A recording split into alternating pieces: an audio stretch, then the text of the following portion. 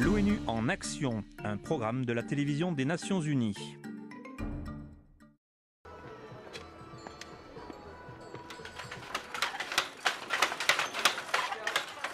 La demande mondiale est forte pour les produits fabriqués au Népal,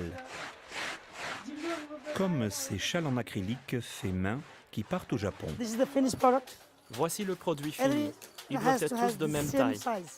Mais selon l'exportateur Sundar Dahal, expédier des biens hors du Népal est difficile. Pour avoir des documents d'exportation, il faut faire de nombreuses démarches administratives et remplir beaucoup de papiers. Après l'émission de cette facture, nous devons produire un certificat d'origine. Le nombre des formulaires est impressionnant.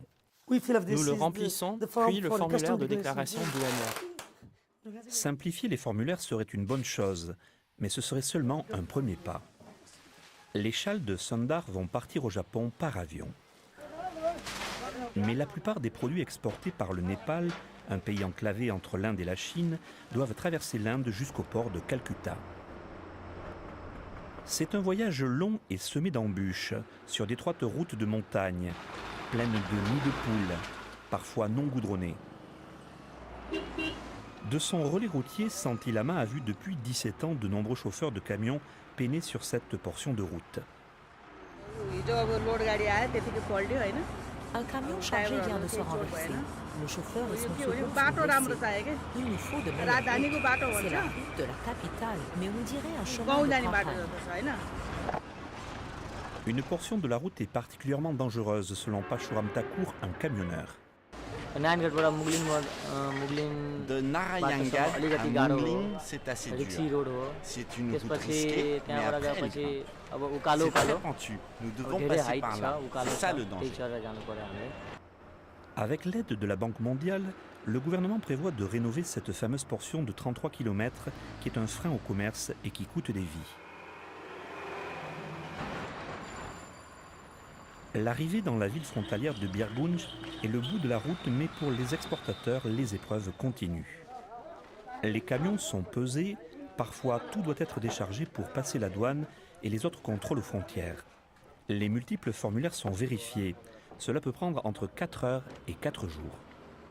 Il peut y avoir des problèmes avec certains documents et cela peut prendre 3 à 4 jours. Les importateurs doivent attendre que les documents arrivent, puis le visa douanier. Donc c'est long. L'absence d'un système informatique centralisé est un gros handicap. Chacun des 5 gros postes frontières du Népal utilise une base de données différente et ils ne sont pas non plus reliés au réseau informatique de l'Inde. Les informations entre l'Inde et les douanes népalaises sont échangées sous forme de papier ou de courriel. Rajan Sharma, président d'une association d'exportateurs. The single window system would, may make things much more easier, because, Un all the système à un documents that seul are needed can guichet be filed simplifiera beaucoup les by choses. electric means. The Car documents tous les will be documents lessened, peuvent être reçus less manpower will électroniquement. be needed. The time for exports will be much more less. La Banque mondiale aide le Népal et l'Inde à automatiser leur système d'échange de données. Avec une paperasserie excessive, des routes presque impraticables et sans système informatique centralisé, l'échange de biens entre le Népal et les autres pays n'a pas été facile dans le passé. Mais grâce à une approche multiple pour moderniser les postes frontières et simplifier le passage en douane, le Népal a beaucoup à offrir non seulement à l'Inde voisine, mais aussi au reste du monde.